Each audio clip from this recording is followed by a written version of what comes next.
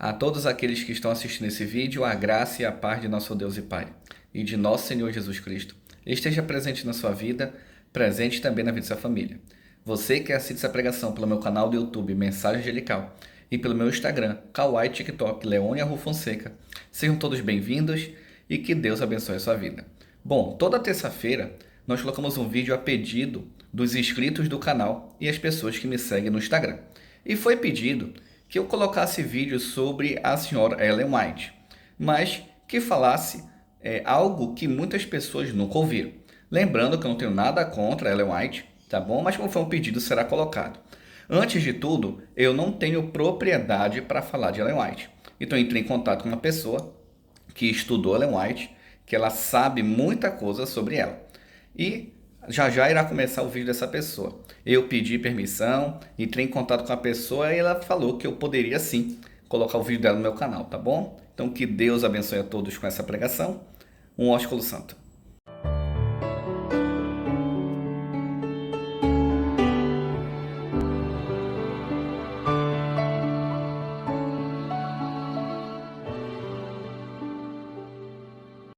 Um feliz dia a todos. Desejamos que a graça e a paz do nosso Deus e Pai e de seu Filho Jesus possa estar presente na vida de cada um.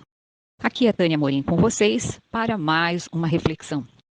Lembramos a todos que o objetivo deste canal não é destruir a sua fé em sua denominação. Como diz o meu amigo William Comenali, nós não pretendemos destruir a sua fé na sua denominação religiosa, no seu pastor, ou no seu ancião, quem sabe no seu presbítero, enfim, em qualquer pessoa similar.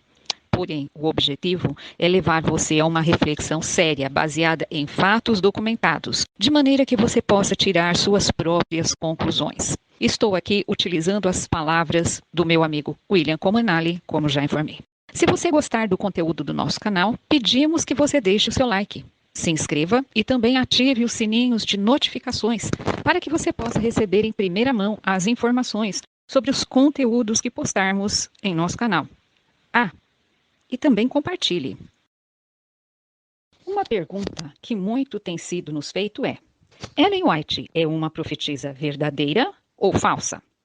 Bom, para respondermos a este questionamento, primeiro é necessário nos colocar acima de quaisquer preconceitos já formados a respeito de Ellen White e fazermos uma análise crítica com base em todos os fatos de forma bem documentada.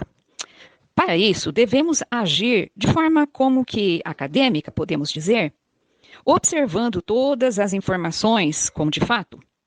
Após isso, sim, podemos tirar nossas conclusões de forma concreta, baseada nas informações obtidas e profundamente analisadas. Veja, nós não pretendemos aqui, sob hipótese nenhuma, trazer todas as informações neste vídeo, até porque não caberia. Mas, através de uma sequência de vídeos, vamos buscar trazer o máximo de informações documentadas para que aqueles que nos seguem possam tirar as suas próprias conclusões de forma assertiva. Em relação a este assunto, o primeiro ponto que devemos ter em mente é: o que as Escrituras Sagradas nos diz sobre os atributos de um profeta ou quais são os parâmetros que devem ser utilizados para qualificar um profeta do Senhor? Vamos ver? Inicialmente, vamos tomar o livro de Deuteronômios, no capítulo 18, e analisar o que está escrito aqui, a partir do versículo 18. Diz o seguinte: Eis que lhes suscitarei um profeta no meio de seus irmãos, como tu, e porei as minhas palavras na sua boca, e ele lhes falará tudo o que eu lhe ordenar. E será que qualquer que não ouvir as minhas palavras, que ele falar em meu nome, eu o requererei dele. Prestem atenção agora no versículo 20. Porém, se o profeta tiver a presunção de falar alguma palavra em meu nome que eu não lhe tenha mandado falar, ou o que falar em nome de outros deuses, este profeta morrerá. O versículo 21 ainda diz o seguinte: E se você disser no seu coração, como conhecerei a palavra que o Senhor nos falou? Uma pergunta interessante. Veja só. Se eu fosse do povo de Israel naquele momento e tivesse dúvida e me questionasse como eu vou saber qual é a verdadeira palavra do Senhor. É isso que está escrito aqui no versículo 21. Veja qual é a resposta do Senhor. Quando o profeta falar em nome do Senhor, e essa palavra não se cumprir e nem se suceder assim, esta é a palavra que o Senhor não falou. E com soberba falou aquele profeta. Não tenhas temor dele. Então veja que o texto é claro em dizer que aquele que supostamente profetizou, mesmo que usando o nome do Senhor para dizer que a sua profecia vem do Senhor, se esta profecia não se cumprir, as Escrituras declaram afirmar de forma categórica que tal suposto profeta não é verdadeiro e que não se deve temê-lo, ou melhor, vamos traduzir isso para uma linguagem mais atual, não devemos considerá-lo como profeta. Então, diante dessa situação, nós podemos questionar: será que Ellen White tem alguma profecia que não se cumpriu? Bom, veremos isso nos próximos vídeos, pois iremos investigar mais este assunto. O apóstolo Paulo, em sua carta aos Gálatas, no capítulo 1 e versículo 8, nos diz ainda o seguinte: mas, ainda que nós mesmos, ou um anjo do céu, vos anuncie outro evangelho, além do que já vos tenho anunciado, seja anátema. A primeira pergunta que fica aqui é: o que significa anátema? Vejamos o que o dicionário nos diz a respeito desta palavra. Veja aqui, nós temos lá sinônimos de anátema. Anátema é sinônimo de excomunhão, maldição, maldito, execrado, repreensão, reprovação, enfim. Embaixo nós temos aqui escrito antônimos de anátema. O que significa? Anátema é o contrário de bendição, de bênção. Então, se anátema é o contrário de bênção, eu posso classificar anátema como maldição ou maldito. Então, relendo o verso, nós teremos assim, que ainda que nós mesmos, ou um anjo dos céus, vos anuncie um outro evangelho, um evangelho diferente, além daquele que já vos tenho anunciado, esse vai ser maldito. Qualquer pessoa que fizer isso, pode ser até mesmo um anjo do céu, ele deve ser considerado maldito, é o que está escrito. Portanto, se alguém pregar alguma palavra que está fora das escrituras sagradas, ele é um maldito, ele é um amaldiçoado, mesmo que ele tenha a aparência de um anjo provindo dos céus. Em outras palavras, nenhuma pessoa pode se levantar pretendendo ser um profeta, um pregador, um anjo ou qualquer coisa e pregar algo que esteja fora das escrituras ou em contradição com as escrituras sagradas. Então, mais uma pergunta nos fica. Será que Ellen White pregou ou profetizou algo que está em contradição com as escrituras sagradas? Bom, nós também vamos analisar sobre este assunto ao longo de outros vídeos da sequência deste estudo. Vamos ver ainda o que está escrito no livro de Jeremias, onde há uma admoestação muito clara do Senhor, lá no capítulo 23 do livro de Jeremias. No livro de Jeremias, capítulo 23, a partir do verso 28, nós temos o seguinte: o profeta tem um sonho, conte o sonho. E aquele que tem a minha palavra, fale a minha palavra com verdade. Que tem a palha com o trigo? Diz o Senhor. Porventura, a minha palavra não é como fogo, diz o Senhor, e como um martelo que esmiuça a pedra? Portanto, eis que eu sou contra os profetas, diz o Senhor, que furtam as minhas palavras, e cada um ao seu próximo. Eis que eu sou contra os profetas, diz o Senhor, que usam de suas próprias linguagem e dizem, ele disse. Eis que eu sou contra os que profetizam sonhos mentirosos, diz o Senhor, e os que contam e fazem errar ao meu povo com suas mentiras e com suas leviandades, pois eu não os enviei e nem lhes dei ordem. E não trouxeram proveito algum a este povo, diz o Senhor. Queridos, olha que séria a informação que nós temos aqui. É muito séria essa informação dada pelo Senhor a Jeremias sobre aqueles que se colocam na condição de profeta, que usam o nome do Senhor para profetizar e profetizar mentiras. Veja que o texto é claro quando fala em furtar as palavras do Senhor e também furtar as palavras do próximo. Isso é terrível. Vamos pensar, pode um profeta furtar as palavras, ou seja, roubar palavras do próximo e ser um profeta de Deus? Um profeta genuíno, quero dizer. Acaso Deus usaria um profeta que rouba palavras de outra pessoa para dar uma suposta mensagem vinda dos céus? Acaso Deus ordenaria ou autorizaria a um profeta verdadeiro para que copiasse as palavras de outra pessoa, sem dar a esta outra pessoa o devido crédito por aquilo que ela falou? Você acha ainda que acaso Deus não é capaz de dar a um profeta suas próprias palavras para que este profeta transmita ao seu povo? E ainda diz ao profeta que eu, o Senhor, vou conduzi-lo nas escritas certas para que o profeta pudesse copiá-las, ou seja, plagiá-las, para entregar ao povo como mensagem? Vou comentar melhor essa questão aqui. Você acha que Deus seria capaz de chegar para o profeta e falar para o profeta: olha, profeta, eu sou o Senhor, então eu vou fazer o seguinte, como você tem dificuldade de ler, de escrever, de falar, eu vou direcionar você para os livros, para os escritos que você deve copiar para levar a mensagem para o povo. Será que Deus faria isso? Essas são perguntas para que nós possamos refletir. Para tais perguntas, nós também iremos investigar as informações a fundo, de forma que possamos ter condições de tirar conclusões corretas ao longo dos estudos.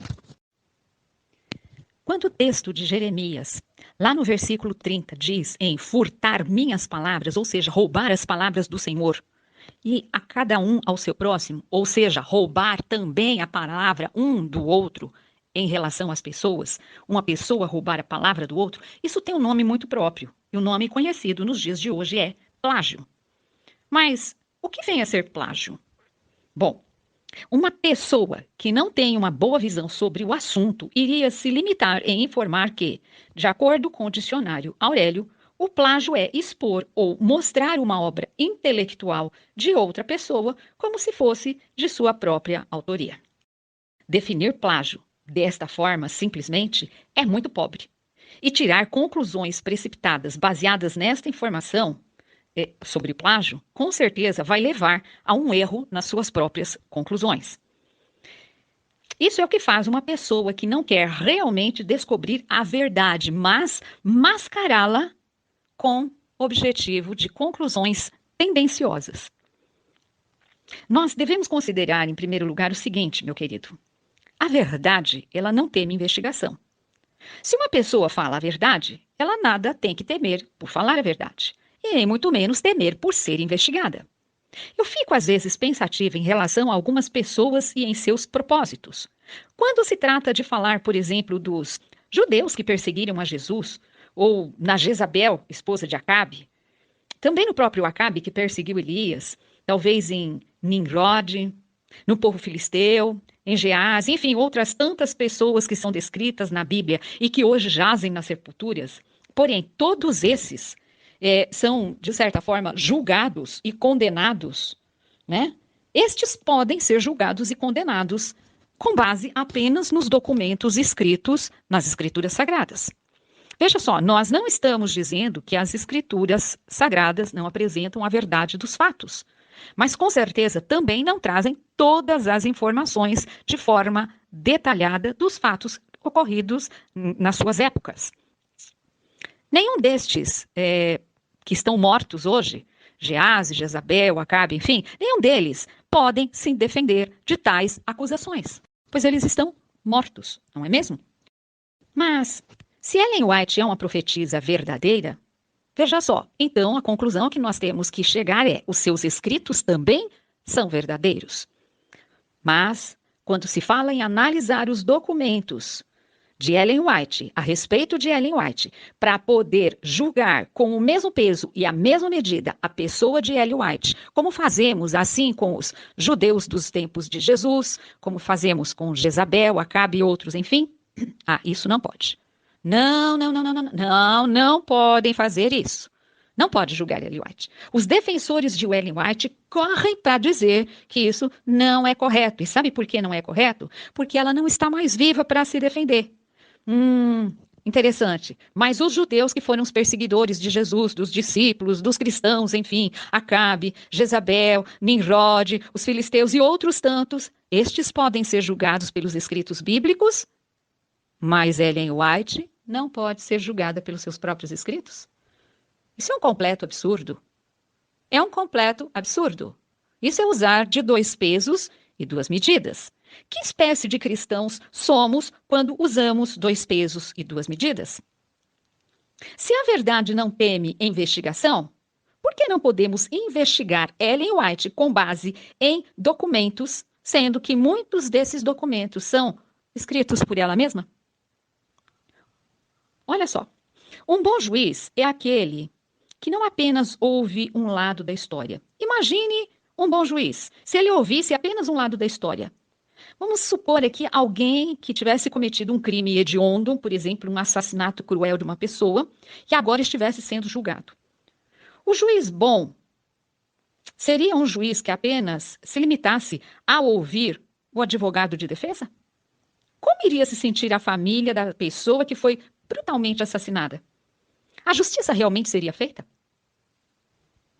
Então, um bom juiz é aquele que ouve os dois lados da história para depois tirar as suas conclusões.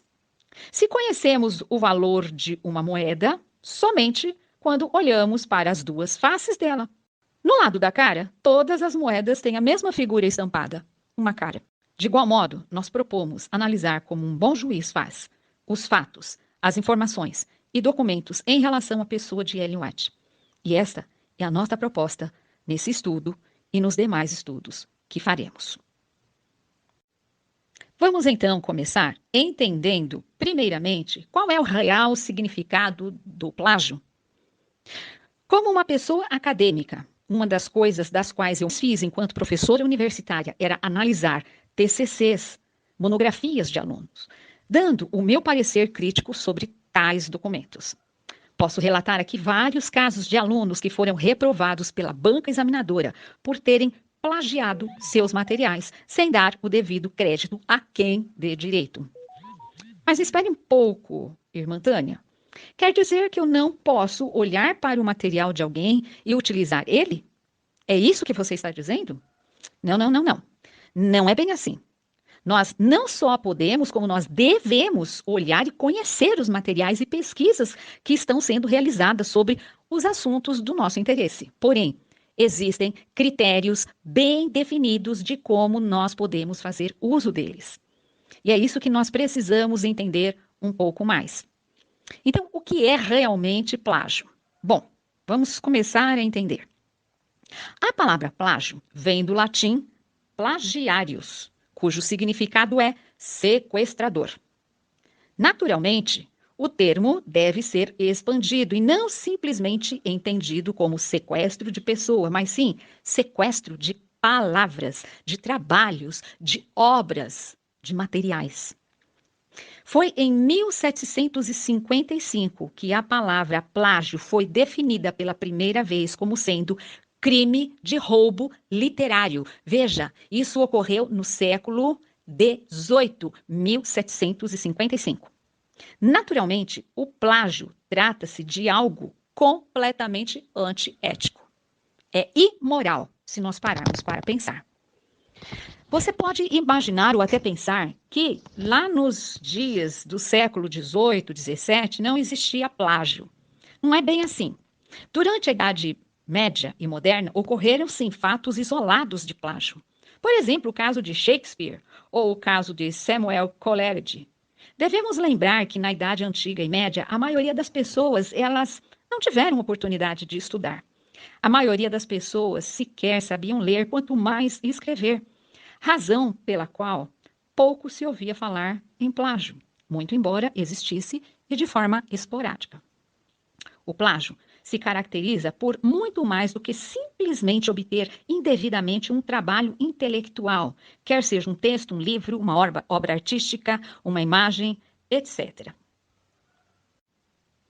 Em relação ao plágio, devemos lembrar que existem 3 tipos que são considerados os principais, ou seja, temos o que chamamos de plágio integral, plágio parcial e o autoplágio.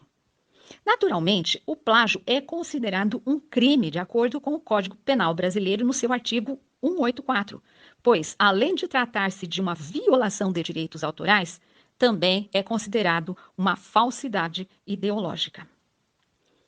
Vamos entender o que é o plágio integral. Significa que a obra, em sua totalidade, ela foi copiada ou plagiada. Ou seja, o plagiador se apropria de um material por completo e lhe atribui como sendo seu, sem atribuir ao verdadeiro autor qualquer reconhecimento. Esse tipo de plágio é o mais difícil de ocorrer, mas não é impossível. O plágio parcial é o tipo em que o plagiador se utiliza de pedaços de uma ou de mais obras na criação do seu próprio trabalho, sem dar o crédito devido aos verdadeiros autores das obras. Já o plágio parcial, ele pode ocorrer de forma direta ou indireta, já que temos a citação conhecida como citação direta e citação indireta. O plágio direto ocorre quando o plagiador literalmente copia trecho de uma obra e apresenta como se esse trecho fizesse parte do seu trabalho, sem dar o devido crédito ao verdadeiro autor. Isso é possível observar claramente que ocorre nestes exemplos aqui do nosso slide. Se você observar bem, você comparar bem, nós temos 2 autores distintos e trechos que foram copiados. Observe o ano das obras e você vai saber quem plagiou quem. O plágio indireto ocorre quando o plagiador se utiliza da ideia, ou seja, a obra original ela é modificada de forma que o plagiador reescreve esta obra original, porém utilizando-se de suas próprias palavras, sem dar o devido crédito ao verdadeiro autor. No exemplo que nós estamos vendo aqui, isso também ocorre. A gente pode perceber que a mensagem dos 2 autores vão ou tem o mesmo significado, porém um usou a ideia do outro. Veja só, observe novamente as datas de publicação dos materiais. Colocamos aqui um misto entre plágio direto e plágio indireto. Ou seja, para que você possa observar, porque é muito comum a pessoa se utilizar da ideia original do verdadeiro autor e ainda inserir algumas palavras deste mesmo autor na sua reescrita. Então, ele pega a ideia, copia toda a ideia em si e ainda insere. Portanto, ele faz uma mescla entre o que nós chamamos plágio direto e plágio indireto. Observe o exemplo. Aqui, mais outro exemplo. O autoplágio. No autoplágio, o plagiador copia trechos de sua própria obra escrita anteriormente, de forma que isso pareça como algo novo ou algo original, sem fazer a citação do documento anterior. Olha esse exemplo aqui. Pois é, não é porque eu escrevi anteriormente e eu sou a própria autora que eu não tenho que fazer a menção. Eu tenho que, sim, fazer a menção.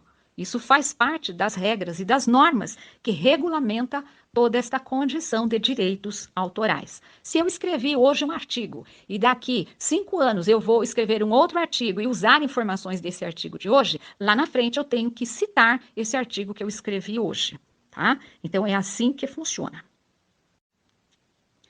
Vamos para uma breve história em relação aos direitos autorais, conhecer um pouquinho mais da história. A primeira lei dos direitos autorais no mundo foi o Statute of Anne, que foi promulgado na Inglaterra em 1710. Esta lei introduziu pela primeira vez o conceito de que o autor de uma obra, ele é o proprietário dos seus direitos autorais e estabeleceu termos fixos de proteção. Após esta lei, os trabalhos protegidos por direitos autorais foram obrigados a ser depositados em bibliotecas de direitos autorais específicas e registrados no Stationers Hall. Não havia proteção automática, tem que ficar bem claro isso, de direitos autorais para os trabalhos inéditos. A proteção só ocorria após o devido registro. Bom, a legislação baseada nos estatutos de Aine apareceu gradualmente em outros países. Então, veja, em 1710 surge na Inglaterra. Em outros países gradualmente foram surgindo. Por exemplo, o Copyright Act, ou seja, atos de direitos autorais, de 1790, que foi assinado nos Estados Unidos. 1790 nos Estados Unidos. O Congresso alterou essa lei de direitos autorais em 1831, para poder estender os prazos de direitos de cópia do autor para 28 anos, sendo renovável para mais um período de 14 anos.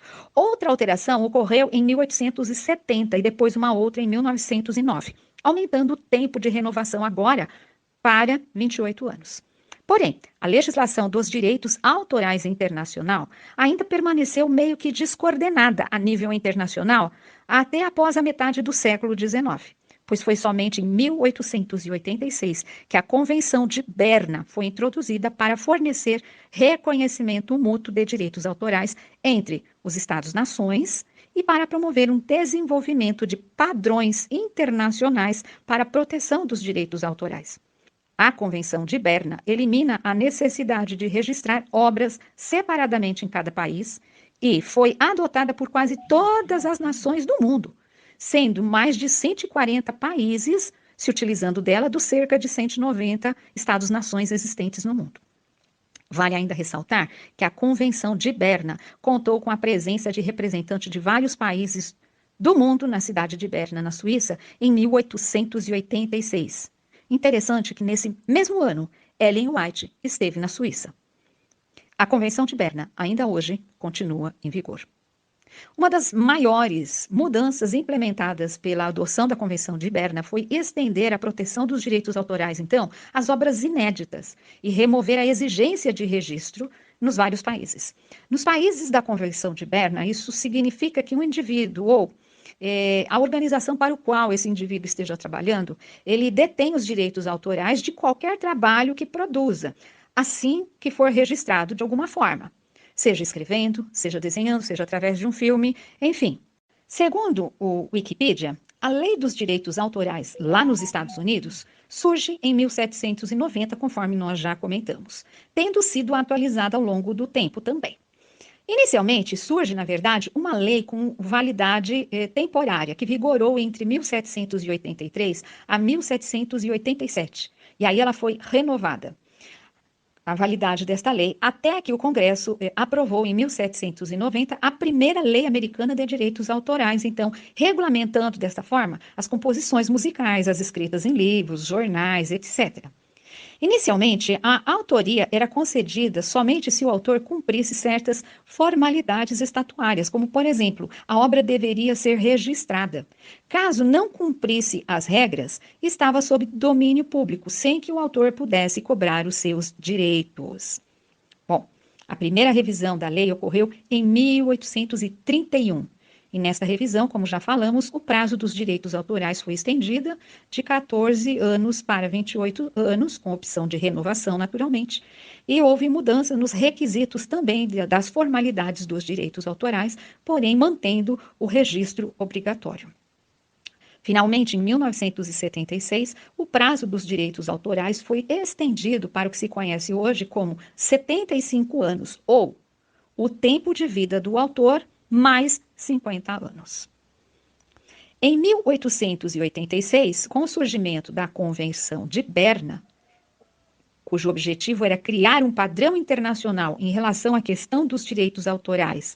Antes, o trabalho de um autor britânico, por exemplo, era somente protegido em seu país, lá na Inglaterra. Desta forma, se alguém pegasse o seu material, traduzisse a sua obra para uma outra língua e plagiando, o autor verdadeiro não estaria protegido. Com a Convenção de Berna, os trabalhos passaram a ser protegidos de forma internacional.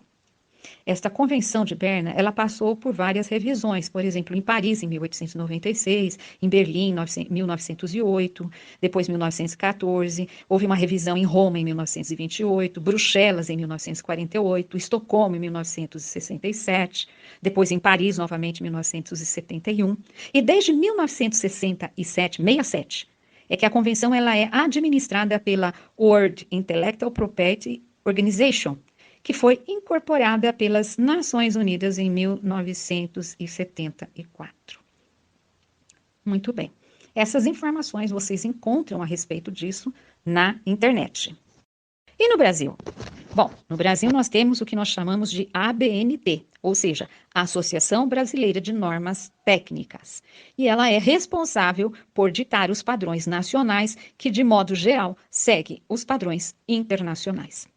Então, na produção escrita, a norma ABNT define como deve ser feito, por exemplo, as citações e referências de materiais copiados de forma direta ou indireta de um autor original.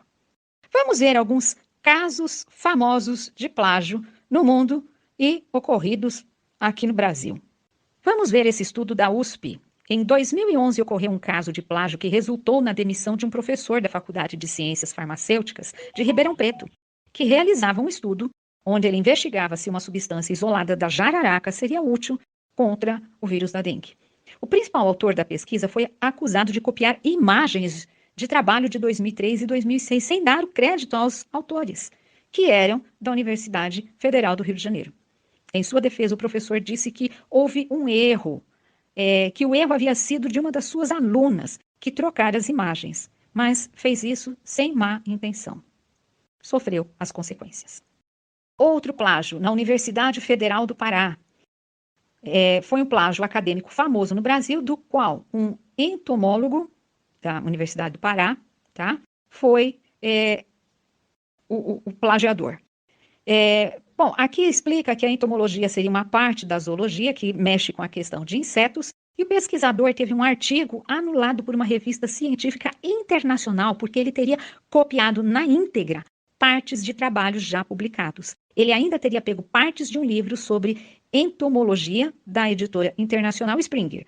O livro havia sido cancelado pela editora, mas a Springer, que é uma notória editora científica internacional, tá certo? E o plágio foi descoberto quando esse aluno tentou publicar o seu artigo. E aí, você imagina o que aconteceu. Um outro caso muito bizarro é esse conhecido como The Economist.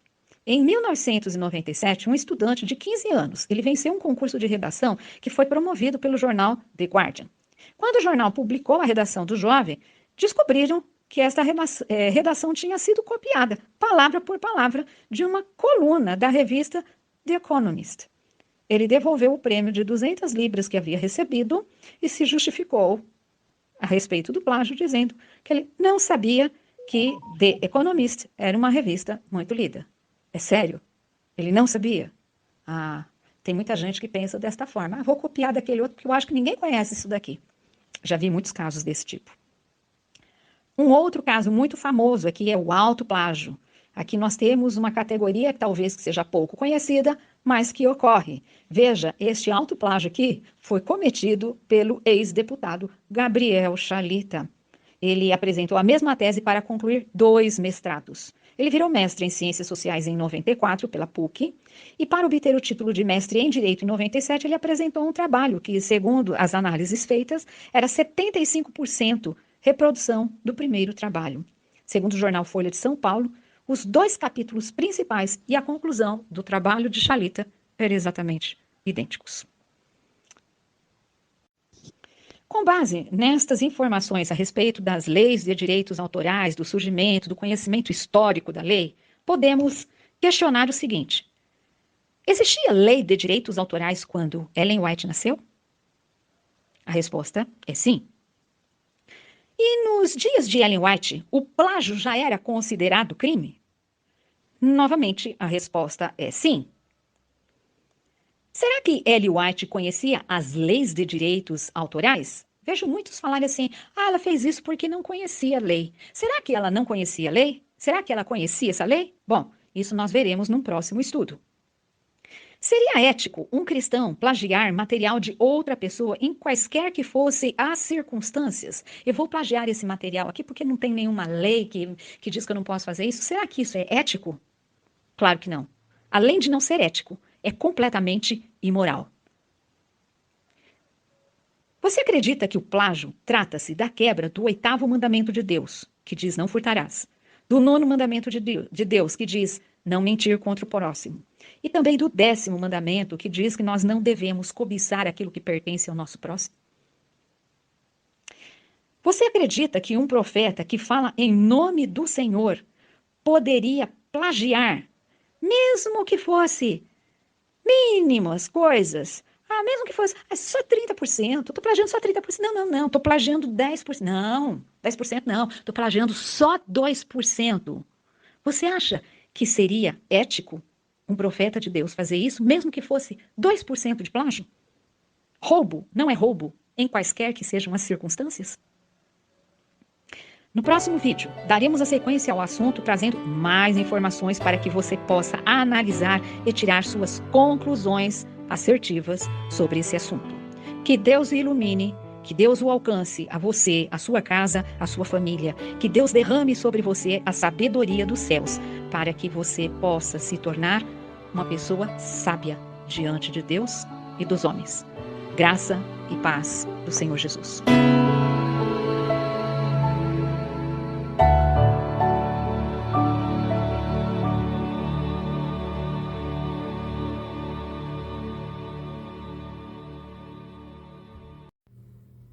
Bom, eu espero que você que tenha pedido esse vídeo tenha gostado desse primeiro estudo e que o estudo continue mostrando para você uma outra versão, que é muito importante, temos várias versões sobre um tema, e que Deus continue abençoando a todos vocês.